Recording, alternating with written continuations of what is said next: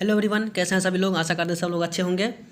और अच्छे होने के साथ साथ थोड़ा कुछ मन में डाउट भी होगा कि एग्ज़ाम बहुत नज़दीक आ गया है तो क्या करें नहीं करें।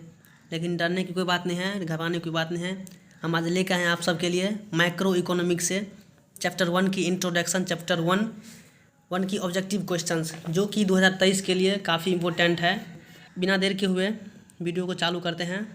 जो कि पहले क्वेश्चन है, ब्रिटिश अर्थशास्त्री एम्स और किन्स की प्रसिद्ध पुस्तक द जनरल एंड थ्योरी किस वर्ष प्रकाशित हुई।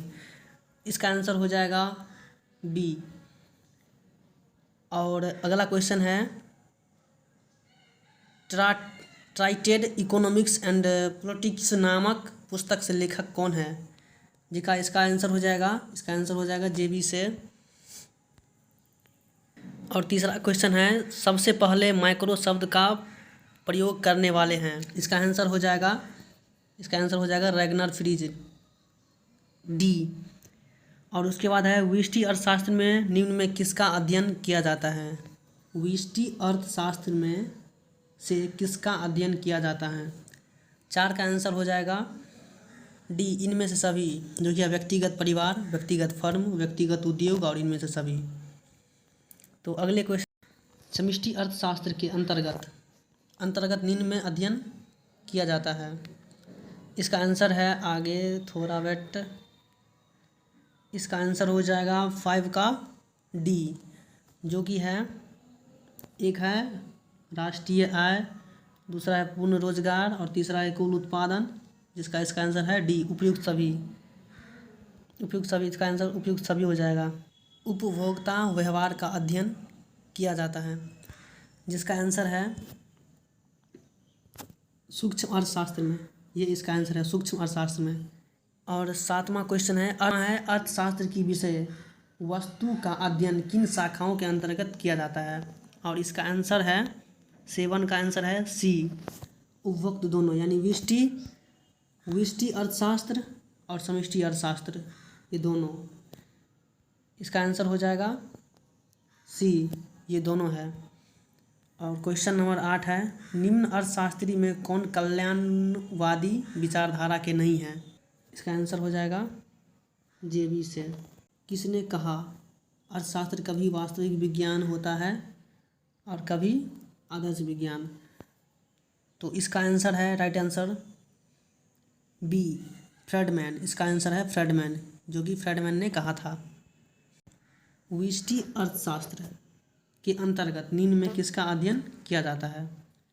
इसका आंसर है व्यक्तिगत इकाई से इसका अध्ययन किया जाता है। और 11 नंबर क्वेश्चन है, निम्न में कौन सी आर्थिक क्रियाएं अर्थशास्त्र की अध्ययन सामग्री के अंतर्गत सम्मिलित की जाती है। जो कि इसका आंसर है 11 का सी, ए और बी दोनों। तो क्या है, असीमित आवश्यकताओं से जुड़ी आर्थिक क्रियाएं, और दूसरा है सीमित साधनों के जुड़ी हुई आर्थिक क्रियाएं। तो इसका आंसर हो जाएगा ए और बी दोनों, यानी सी। और उसके बाद है, अर्थशास्त्र के जनक कौन थे। एडम स्मिथ, इसका जनक था एडम स्मिथ। और किसके अनुसार अर्थशास्त्र के मानव कल्याण का विज्ञान है। किसके अनुसार अर्थशास्त्र मानव कल्याण का विज्ञान है। इसका होगा ए मार्शल, स्मिथ मार्शल इसको बोलते हैं, ए मार्शल। और 14 नंबर क्वेश्चन है, व्यष्टि अर्थशास्त्र में सम्मिलित होती हैं उपयुक्त सभी, यानी व्यक्तिगत इकाई, छोटे छोटे चर और व्यक्तिगत मूल्य निर्धारण, यानी इसका आंसर हो जाएगा उपयुक्त सभी, डी। और उसके बाद है, उत्पादन के निम्न में कौन से साधन हैं। उत्पादन के निम्न में से कौन से साधन हैं। ये भूमि हो जाएगा, श्रम, पूंजी और उपयुक्त सभी। इसका आंसर हो जाएगा डी। माइक्रोज किसका अर्थ होता है। और छोटा निम्न कौन सा शब्द है, ग्रीक शब्द है। और 17 नंबर क्वेश्चन, निम्नलिखित में कौन उत्पत्ति का साधन नहीं है। मुद्रा जो है उत्पत्ति का साधन नहीं है, मुद्रा उत्पत्ति का साधन नहीं है। अगले क्वेश्चन, आर्थिक क्रियाओं के अध्ययन में संदर्भ में अर्थशास्त्र में शाखाओं की विष्टि एवं समष्टि विभाजित किया जाता है। इसका आंसर है रेगनर फ्रीज। रेगनर फ्रीज इसका आंसर है। आर्थिक क्रियाओं के अध्ययन एवं संदर्भ में अर्थशास्त्र के दो शाखाओं विष्टि और समष्टि निम्न में किसका विभाजित है। और विष्टि अर्थशास्त्र की शाखाएं कौन सी है। उपयुक्त सभी, कीमत की वस्तु कीमत निर्धारण और साधन की कीमत निर्धारण, आर्थिक कल्याण और उपयुक्त सभी है। इसका आंसर हो जाएगा डी। सीमित, उसके बाद 20 नंबर क्वेश्चन है, सीमित साधन एवं असीमित आवश्यकताओं का विचार किसने दिया, जो कि इसका आंसर है रॉबिन्स। रॉबिन्स ने सीमित साधन एवं असीमित आवश्यकताओं का विचार दिया था। किसने कहा कि अर्थशास्त्र धन का विज्ञान। एडम स्मिथ ने कहा था अर्थशास्त्र धन का विज्ञान है। आगे है, अर्थशास्त्र की कल्याण संबंधी परिभाषा के जन्मदाता थे। इसका आंसर हो जाएगा सही में रॉबिन्स। रॉबिन्स ने कहा था अर्थशास्त्र की कल्याण संबंधी परिभाषा के जन्मदाता थे। अर्थशास्त्र की केंद्रीय समस्या है। अर्थशास्त्र की क्या केंद्रीय समस्या है, उसका है उपयुक्त सभी है। उत्पादन हो, कैसे उत्पादन हो, उत्पादित वस्तु का वितरण कैसे हो। और 24 क्वेश्चन नंबर है, एक समाजवादी अर्थशास्त्र का मूल उद्देश्य होता है, जो कि 2021 में पूछा गया था, बीएसपी बोर्ड से, बिहार बोर्ड से पूछा गया था। इसका आंसर हो जाएगा डी। 26 नंबर क्वेश्चन है, उत्पादन संभावना वक्र। ये बिहार बोर्ड में पूछी गई है 2021 में ये भी पूछे गए हैं। इसका आंसर है अक्ष की ओर नतोदर होती है। 27 नंबर क्वेश्चन है, सीमांत अवसर लागत निम्न में कौन है। ये भी 2020 में पूछा गया है। कुछ जैसा इसको डेंटा बोलते हैं, डेंटा वाई बट्टे डेंटा आई। इसका आंसर ये हो जाएगा। और फिर अगला क्वेश्चन है 28 नंबर क्वेश्चन, आर्थिक समस्या मूलतः किस तथ्यों की समस्या है, जो 2019 में पूछा गया है। तो इसका आंसर हो जाएगा चुनाव की। आर्थिक समस्या मूलतः किस तथ्यों की समस्या है, चुनाव की समस्या है। और 29 नंबर क्वेश्चन है, 29 नंबर, दिए गए चित्र में उत्पादन संभावना वक्र पर बिंदु ए और बी बिंदु तक का संचलन दर्शाता है, जो कि 2019 में सीबीएसई बोर्ड में पूछा गया है। और इसका आंसर है एक्स वस्तु का अधिक उत्पादन तथा वाई का कम उत्पादन। इसका आंसर हो जाएगा वस्तु एक्स की अधिक उत्पादन, यानी अधिक उत्पादन होगा एक्स का, तथा वस्तु वाई का उत्पादन कम होगा।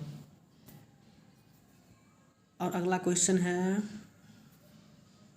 देखो यहाँ पर इसका फिगर भी दिया गया है, देख लीजिए इसका फिगर दिया गया है। वाई का एक्स का ज़्यादा होगा और वाई का कम होगा, यही ना है, कम उत्पादन, वाई का कम उत्पादन। देखिए वाई का कम उत्पादन हुआ है और एक्स का ज़्यादा उत्पादन हुआ है।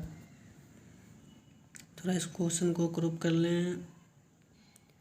और अगला 30 नंबर क्वेश्चन है, साधन की स्वामित्व के आधार पर अर्थव्यवस्थाएं होती हैं, जो फिर बिहार बोर्ड में 2018 में पूछा गया है।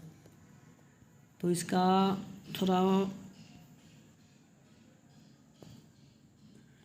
आंसर हो जाएगा डी, उपयुक्त सभी। इसका आंसर हो जाएगा डी, उपयुक्त सभी। और 31 नंबर क्वेश्चन है, अर्थव्यवस्था की केंद्रीय समस्या कौन सी है। इसका आंसर हो जाएगा उपयुक्त सभी। इसका आंसर हो जाएगा उपयुक्त सभी है, जो कि पूछा गया है 15, 16, 17, 18, ये 3 साल पूछा गया है। इसका पहला आंसर है साधनों का आवंटन, और दूसरा साधनों की कुशलतम उपयोग और आर्थिक विकास, ये तीनों हो जाएगा उपयुक्त सभी। और 32 नंबर क्वेश्चन है, जो आर्थिक समस्या दर्शाता है, जो भी ये भी सवाल पूछा गया है 16 और 17 में, ये भी पूछा गया है। डी, उत्पादन संभावना वक्र। इसका आंसर हो जाएगा डी, उत्पादन संभावना वक्र। 33 नंबर क्वेश्चन है, निम्न में से कौन सा कथन सही है। ये भी क्वेश्चन आपको पूछा गया है 2016 में, ये भी सवाल पूछा गया है 16 में, वो भी कॉमर्स से पूछा गया है। निम्न में कौन सा कथन सही है। इसका आंसर है इनमें से सभी। इसका भी आंसर है इनमें से सभी। पहला है, मनुष्य की आवश्यकताएं अनंत होती हैं, साधन सीमित होती हैं, दुर्लभता का समस्या चयन को जन्म देती है, यानी तीनों उपयुक्त सभी, इनमें सभी हो जाएगी। 34 नंबर क्वेश्चन है, निम्न में किस आधार स्तंभ पर आर्थिक समस्याओं का ढांचा खड़ा है? 34 का आंसर हो जाएगा सी, ए और बी दोनों। ए और बी दोनों यानी असीमित आवश्यकताएं और सीमित आवश्यकताएं, ये दोनों है। सीमित आवश्यकता भी हो सकती है और असीमित आवश्यकता भी हो सकती है। और 35 नंबर है, साधन की प्रमुख विशेषताएं कौन सी है? साधन की प्रमुख विशेषताएं कौन सी है? इसका आंसर हो जाएगा सी, मानव की आवश्यकताओं की तुलना में सीमित है। यह मानव आवश्यकताओं की तुलना में सीमित है। इसका वैकल्पिक प्रयोग संभव है। इसका वैकल्पिक प्रयोग संभव है। इसका आंसर हो जाएगा सी, ए और बी दोनों। और ये क्वेश्चन है 36, ये हो जाएगा, निम्न में किस अर्थव्यवस्था में निजी क्षेत्र एवं सार्वजनिक क्षेत्र का सह अस्तित्व होता है? इसका आंसर हो जाएगा मिश्रित, यानी सी इसका आंसर। 37 नंबर क्वेश्चन है, उत्पादन संभावना वक्र का ढाल गिरता है, ऊपर से नीचे की ओर गिरता है, ऊपर से नीचे की ओर गिरता है। और 38 नंबर क्वेश्चन है, अवसर लागत, अवसर लागत का वैकल्पिक नाम क्या है? अवसर लागत का वैकल्पिक नाम क्या है? सीमांत लागत, इसका नाम हो जाएगा सीमांत लागत। सीमांत लागत, इसका आंसर होगा सीमांत लागत, अवसर लागत की सीमांत लागत। तो आज की टॉपिक यहीं तक ख़त्म है। ये हो गया चैप्टर 1 का ऑब्जेक्टिव पूरा, जो कि हम बता दिए हैं। अगर कहीं गलती होंगे तो कमेंट करके बता दीजिएगा। अगर अगला वीडियो चाहिए अगले चैप्टर के लिए, इसमें इकोनॉमिक्स का हम हो सकता है, तो जहाँ इम्पोर्टेंट चैप्टर है उस सब का हम ऑब्जेक्टिव दे देंगे। अगर और चीज़ चाहिए तो कमेंट करके बता दीजिएगा। और आज का यहीं तक वीडियो ख़त्म करते हैं। तो जय हिंद, जय भारत। चैनल को सब्सक्राइब कर दीजिएगा, लाइक कर दीजिएगा।